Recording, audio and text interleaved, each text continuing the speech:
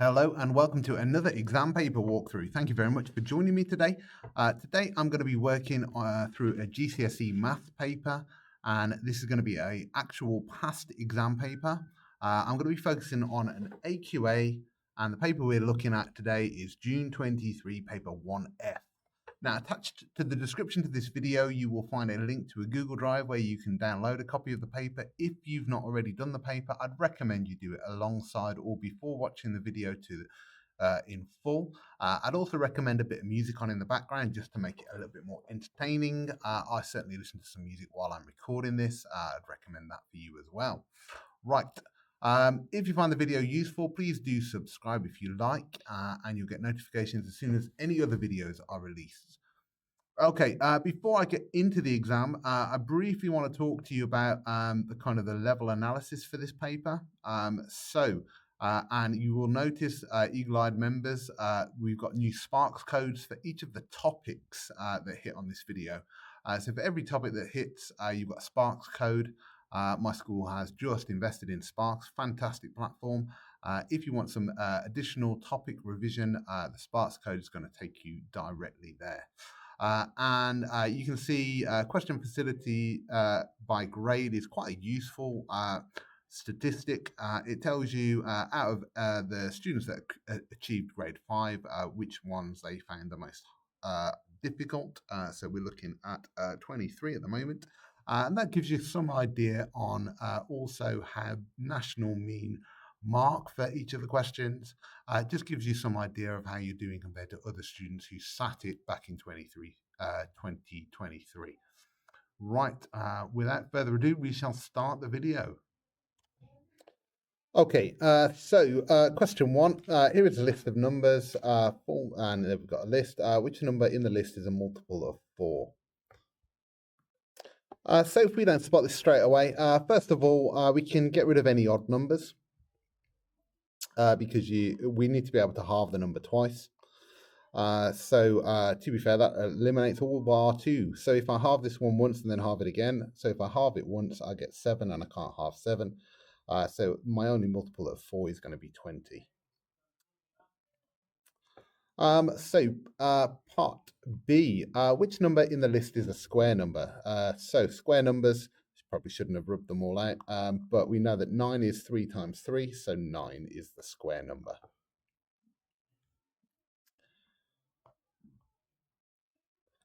Part C, which 2 numbers in the list have a total of 43?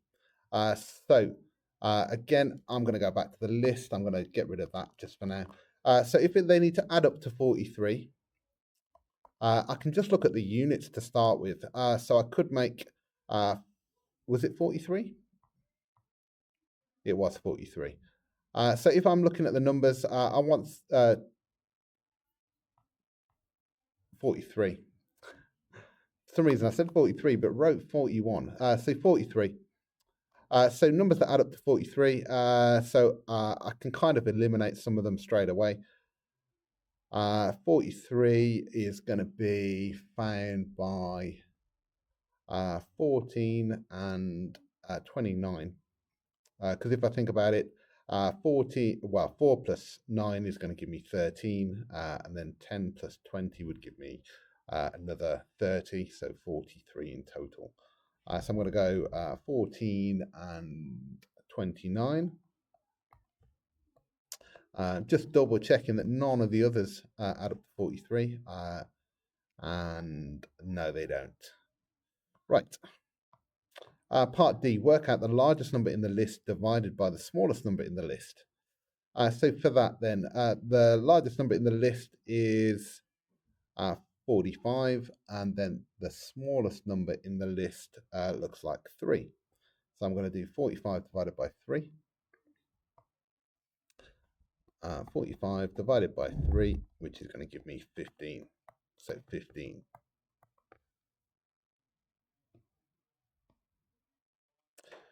Question 2, here is a square. Use a ruler to measure a side length of the square. Give your answer in millimeters. So this kind of depends on whether you've got an A4 version or an A5 version. So we tend to give our students the A5 version. So you're going to get slightly different answers here. If I measure this using a ruler, so I've got a paper copy here at the side, so I make that 56 millimeters. So 56 millimeters. I've already got the unit, so I don't need millimeters there. So 56, although there'll be a band of error on that, normally 2 millimeters. So I would assume anything between 54 and 58 would be perfectly fine. Part B, here is a quadrilateral four-sided shape. Use a protractor to measure the size of the smallest angle. Right, so hold on a second, and I'm just going to bring up another function where I can show a protractor a bit better. I want to measure this angle. Okay, so hopefully, what I've just done here is I've moved to a Word document and I've cut and pasted a picture of a protractor. So I want to run the arm of my protractor along the bottom edge of this angle, and then I want to move the center to the end. So that's nearly there. There we go. And then we're reading it off. So I make that 50, arguably 51. I think it's pretty bang on 50. So yeah, I'm going to go 50 for that. And again, there'll be a kind of a band of error that's acceptable on that question. So I'm going to go 50. But that's my method for measuring the angle. Right, part C. A different quadrilateral is drawn on a centimeter grid. By counting the squares, work out the area of the quadrilateral. So by counting the squares. Okay, so we've got 1, 2, 3, 4, 5, 6, 7. I'll put dots in them. 1, 2, 3, 4, 5, 6, 7, 8, 9, 10, 11, 12 full squares. So I've got 12 full. And then I've got 1, 2, 3, 4, 5, 6 half squares.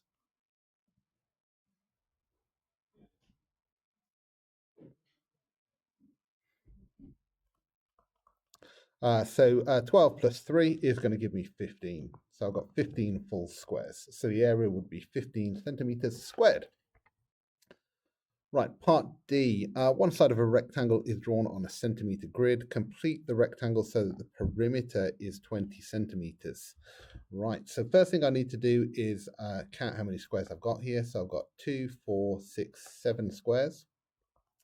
Now, if you think about the perimeter, that's all the way around the outside. So I must have a 7 somewhere up here, but we need to work out what sides I'm going to have here and here.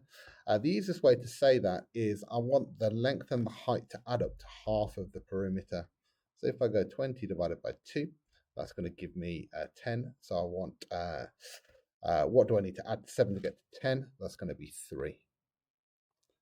So I'm looking at 3 squares here. Right, question 3 then. Work out -4 times by -3. So negative times a negative will always be a positive, so that's just going to be 12. Work out 6 times by -5. Well, a positive times by a negative would always be a negative, so that's going to be -30. And then work out -8 squared. That's kind of the same thing. -8 times -8 becomes a negative times a negative. So we're just looking at positive 64. And part D, work out 3 cubed. So that's 10 times 10 times 10, which is going to give us 100.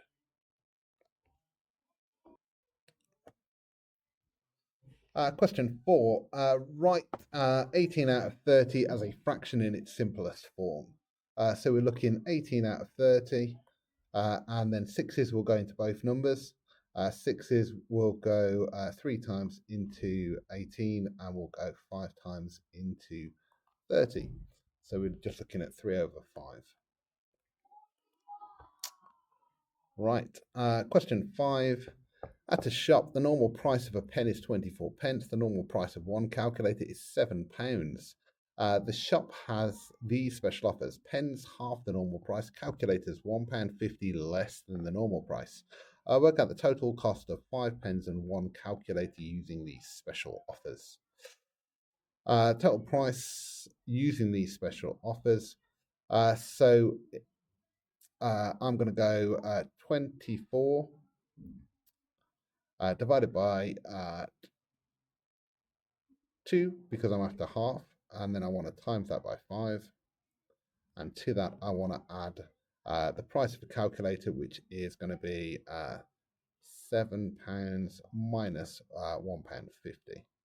And I've kind of messed up here a little bit because I've actually, that should be so 0.24 divided by 2, which is going to give me 0.12 times by 5 plus 7 minus £1.50 is going to be £5.50.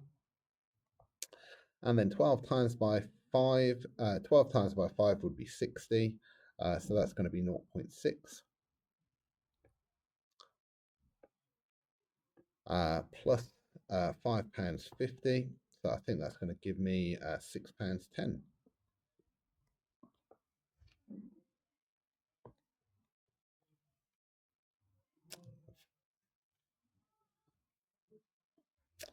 Right, question 6. Write 3 2/5 as an improper fraction. So I'll do my working over here. So essentially, I want it as a larger number than the bottom number. So the numerator is going to become 5 times by 3. So we times the whole number by the denominator. So 3 times 5 plus 2. That's going to be 15 plus 2 is going to be 17. So I'm just going 17 over 5. And part B, write 0.19 as a fraction. 19 being a prime number is quite nice, so it's just going to be 19 out of 100. Question 7. Misha records the main type of weather each day for 55 days. The pictogram shows the information about the rain, snow, and cloud. So we've got a key here. One of these squares split into 4 represents 4 days. That would mean that one little square would be 1 day. Sun was recorded 1 more day than fog. Complete the pictogram for the 55 days. Okay, so first of all, I'm going to keep track of how many pictures I've got because I actually need to work out total number that have been found so far, taken away from 55. That'll tell me the number of days, and then I'm going to split that into the sun 1 more than fog. So I'm going to just put a little +1 there to remind me of that. Right, so I'm not going to bother with the totals just yet. I'm going to just do full squares. So I've got 1, 2, 3, 4, 5, 6, 7, 8, 9, 10, and 2 halves. So that'll be 11. So I want to do 55 minus 11 times 4. So that's going to be 55 minus 44, which would give me 11. And then if I'm splitting that with sun being 1 more than fog, that means that sun is going to be equal to 6 and fog is going to be equal to 5. Right, so I now need to draw my boxes for that, or my diagrams for that, and it's always a good idea to try and get as close to looking as the previous one. The previous shapes. So that would be 4, that would be 8, and then I want 9, 10, 11, so 3 squares. So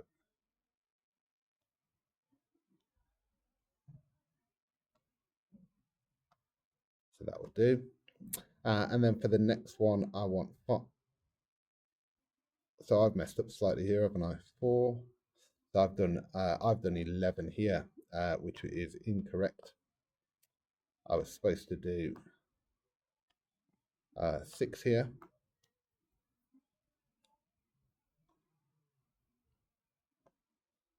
And 5 here.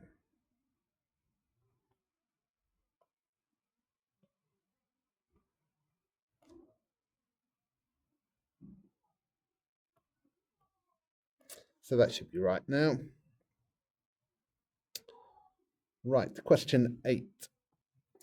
Question 8a. Work out the value of t when p is equal to 4 and w is equal to 2. So I'm going to go substituting straight in then. T is going to be equal to 5 lots of 4 minus 2. So that's going to be 20 minus 2, which will give me 18. Part B, work out the value of P when T is equal to minus 20 and W is equal to 10. So we've got then minus 40 is equal to 5P minus 10. So I'm going to need to add 10 on both sides to get rid of this minus 10. So we'll put plus 10 there and plus 10 there. So that's going to be minus 30 is equal to 5P. Divide both sides by 5.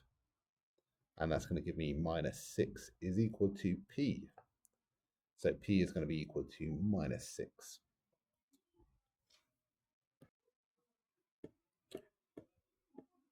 Question 9. Match each box on the left to the box on the right with the same value. The first one's been done for you. So 1 over 10 is 0.1. Okay, so 1 over 2 is going to be the same as I'm looking for either 0.5, which I can't see, 50%, or an equivalent fraction. So that one's going to be that equivalent fraction.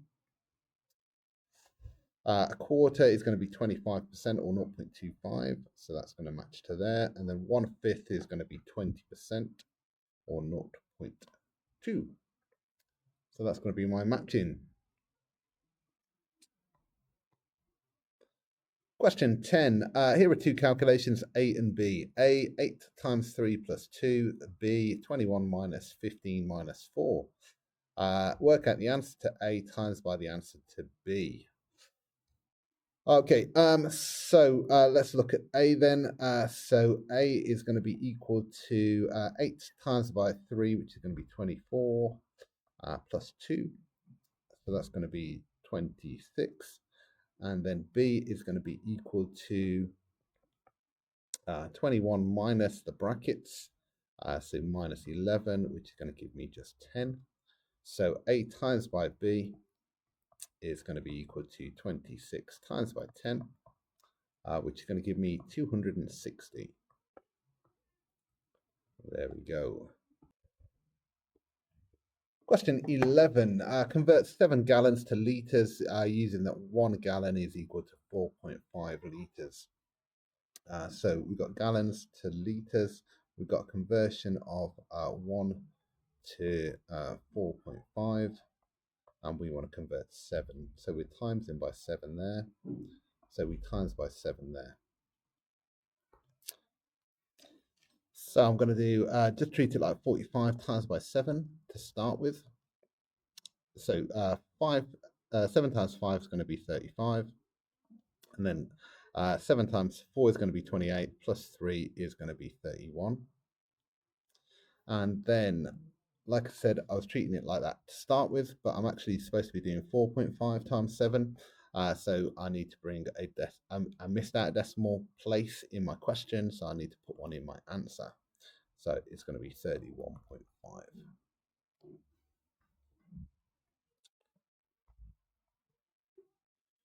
Right, question 12. Let's switch back to blue. So the table shows monthly payments for electricity, October, November. Write down the percentage increase from October to November. So October to November, so I mean, we doubled the price, so we've got a 100% increase.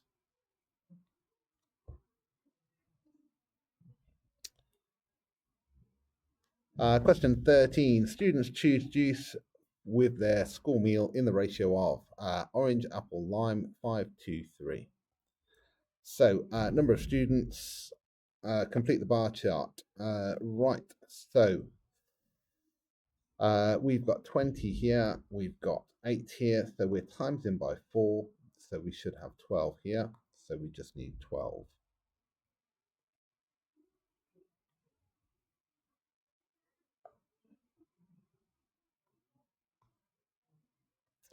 Question 14. Here is some data about people visiting a gym 1 week. Members guess percentage of all visitors, mean number of hours visiting, A range of number of hours visiting.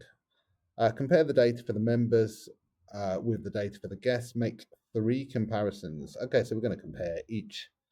More members visited, percentage of members is percentage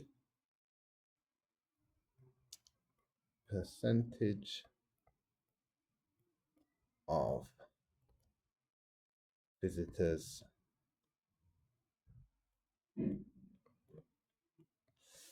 that are members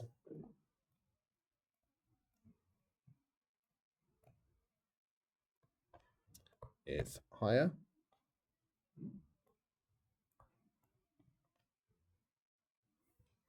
Comparison 2.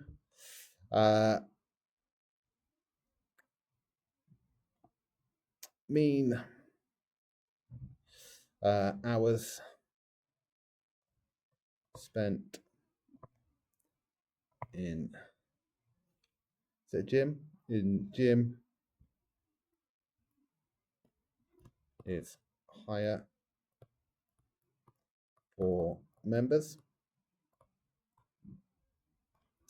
and the range of numbers, so the range of hours is higher for guests. So range of hours is higher for guests. And that's really what they're going to be after. They're going to be after one comparison for each of the 3 statistics. Percentage of visitors, you could have said that percentage of visitors that are guests is lower, the opposite of what I've written. You could have said that the mean number of hours visiting for guests is lower, and you could have said that the range of hours for visiting is lower for members. But you want one comparison for each of the 3 statistics. Question 15. A large rectangle has a rectangle hole cut out of it. Work out the percentage of the larger rectangle that is shaded. So work out the percentage of the larger rectangle that is shaded. Right, so I'm going to work out the area of the smaller rectangle. So the area of the smaller rectangle, so I'll go rectangle S, is 2 times 3, which is 6 centimeters squared. The area of the larger rectangle is going to be equal to 4 times 5, which is going to be 20.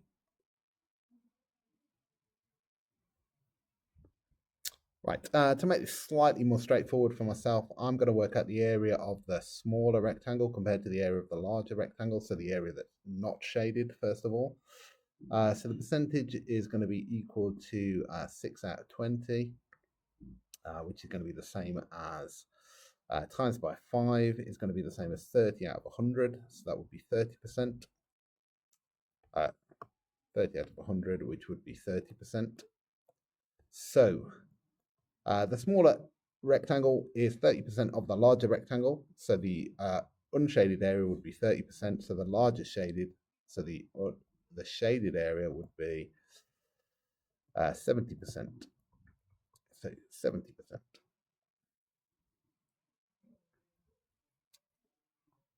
Right, question 16. Liz travels 18 miles in 20 minutes. Work out her average speed in miles per hour. Right, so again, I'm going to take a bit of a shortcut here. I'm going to say that 18 out of 20 is in minutes, but in hours, I'd need it to be out of 60. To get from there to there, I'm timesing by 3. To get from there to there, I need to times by 3 as well. And so that's actually going to be 6 less than, this is 2 less than 20. This is going to be 6 less than 60. So I'm looking at 54. So 54.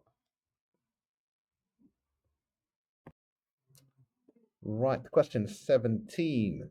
ABC, BD, and EBE are straight lines. Okay. The angle EBD, so this angle here is 5 times the angle ABE. So if I called that x, that would be 5x. And angle DBC, that angle there, is 3 times angle ABE. So that would be 3x. Work out the size of angle EBD. EBD. So we actually want this angle here. Right. So I'm going to say, I'm just checking this all through my head. Angles along a straight line need to add up to 180. So x plus 5x plus 3x must be equal to 180. So that means then that 9x has got to be equal to 180. So x has got, so I want to divide both sides by 9 then. That means that x is going to be equal to 20. I don't want x though, I want 5x. So I want 5x. 5x is going to be equal to 100. So 100. Right. Question 18. Two prime numbers are multiplied together. The answer is an even number between 50 and 60. Complete the calculation. Right. Well, there's only one. The only way we can multiply two prime numbers together and get an even number is if one of the numbers is 2, because 2 is the only even prime number. What we want a prime number bigger than 25 now. So my next one is going to be 29, and that will be equal to 58. So we're looking at 2 times by 29 is equal to 58 there, and that is going to be your only one that would work, because for two numbers to multiply together to make an even number, one of them must be even. We must have our even prime number, and then that's the only combination that would work, because 29 is the only even number between 25 and 30. Right, question 19. Andrew and Bruce share some money in the ratio of 5 to 6. Bruce gets £96. Andrew gives a quarter of his share to Carl. Bruce gives 2/3 of his share to Carl. How much money does Carl receive? Okay, right, let's set this up then. So we've actually got 3 parts to this ratio, A, B, and C, and I'm going to put some of the information in to start with. Right, Bruce and Carl share in the ratio of 5 to 6.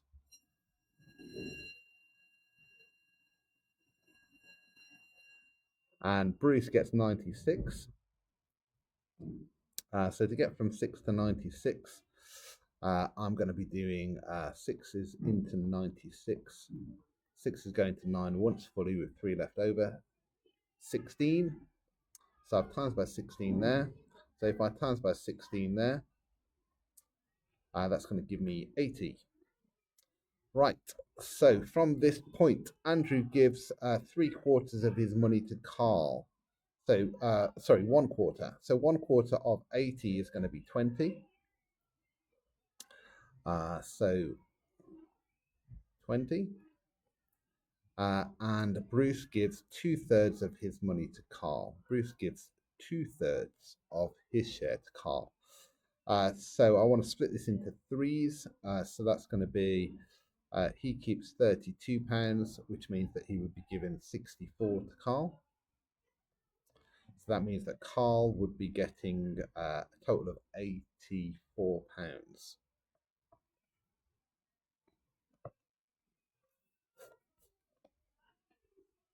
I'm going to just say then that means that he has £60. Bruce has 32 and Carl has £84.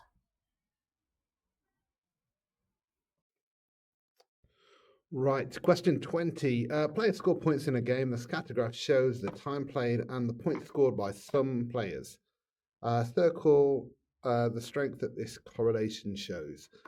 So we've got a strong positive correlation there. So as one is going up, the other's going up. So we're going strong positive. Right. Part B, players get 1 extra life for every 2,000 points they score. Jonah plays the game for 15 hours.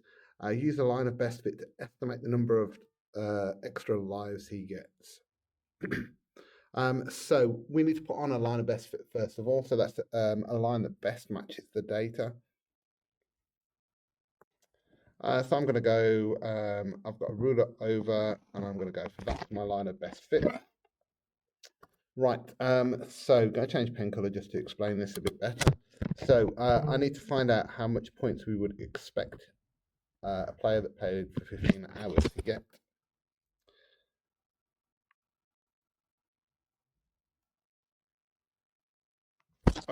So that's looking like 2, 4, just, but, I mean, I'm going to go for 34,000.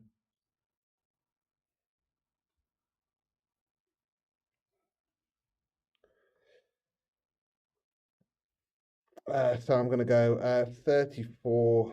They get an extra life for every 2,000 points they score. So if I've got 34,000 points, I'm going to divide that by 2. So I'm going to expect them to get roughly 17 extra lives.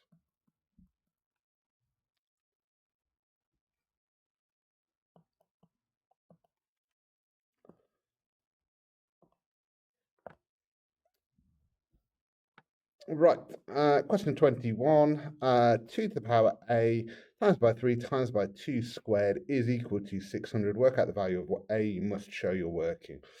So we've got a number of ways that we could do this. I'm just trying to work out what I think is going to be the most straightforward. What I'm going to do is I'm going to find 600 as a product of its prime factors. So I'm going to say it's 2 times 300, which is going to be equal to 2 times 175. And to be fair, that's almost as far as I need to go because I haven't got an even number, so I know that it's going to be 2 squared. Actually, I've made a mistake here. It's not 2 times 175, it's 2 times 150.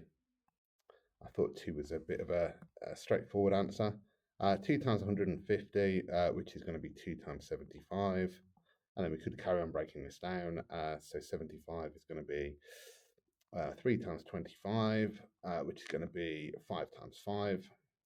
So 600 would be 2 to the power of 3 times by 3 times by 2, 5 squared. So a must be equal to 3.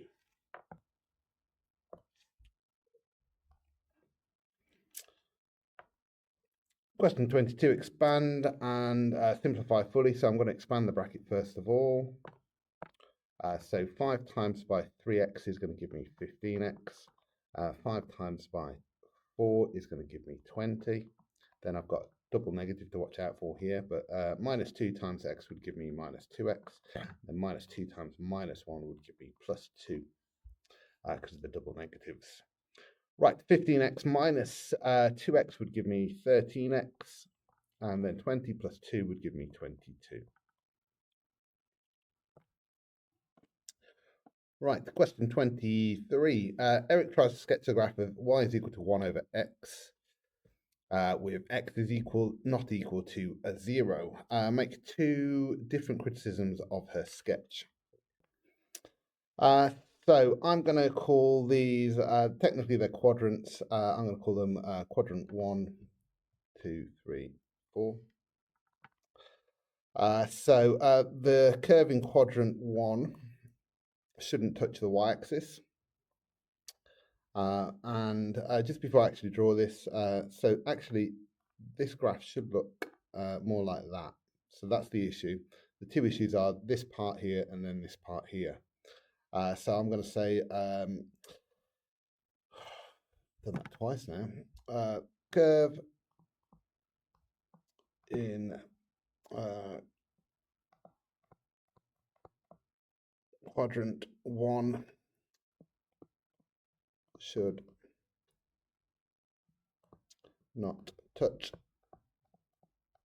the y-axis.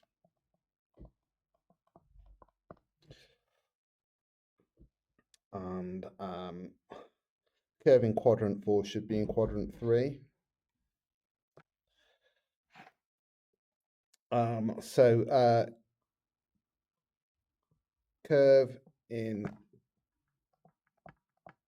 quadrant 4 should be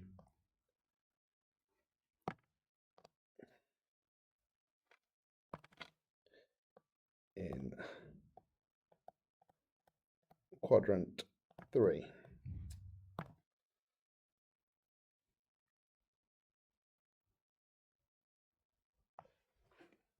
Okay, and to be fair, the mark scheme actually said that if you've indicated the correct curve, that was enough. But I've tried to make that clear. I've labelled my quadrants 1, 2, 3, and 4, and then I've given a description in terms of the curve parts in each of those quadrants, quadrant 1 and quadrant 4.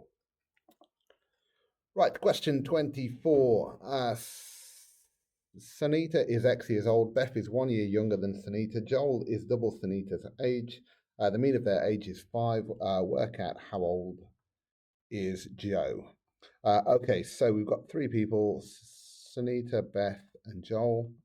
If Sunita is X and Beth is 1 year younger, that would be X minus 1. And if Joe is double Sunita's age, that would be 2X. And then their mean age is going to be 5. So that means that their total age must be 5 times by 3, because we've got 3 people. Right, so x plus 2x would give me 4x minus 1. I just added their 3 ages together in terms of algebra, is equal to 15. So 4x is equal to 16. So x is going to be equal to 4. Meaning Joel's age is 2x, so 2x is going to be equal to 8.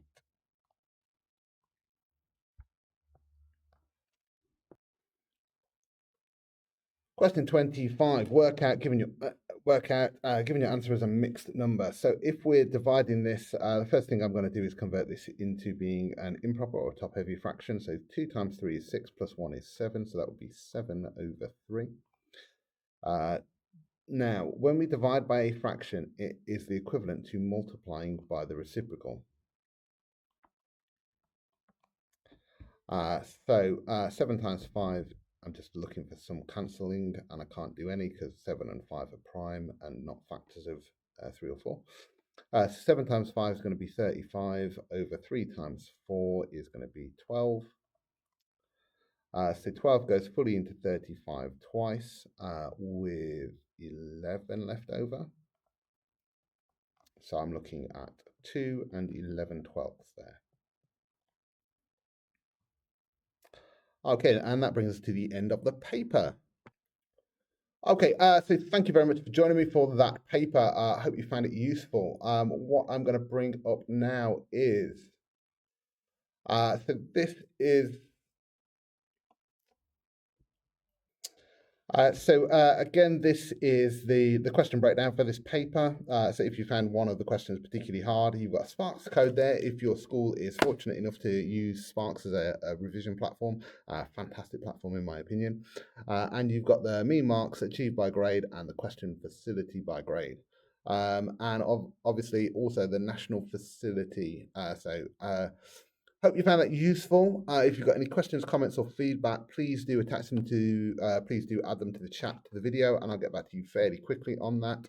Other than that, again, thank you very much for spending your bit of time with me going through that video. And again, if you found it useful, please do subscribe, and you will get notifications as soon as any other papers are released. Thank you very much, and I will see you soon.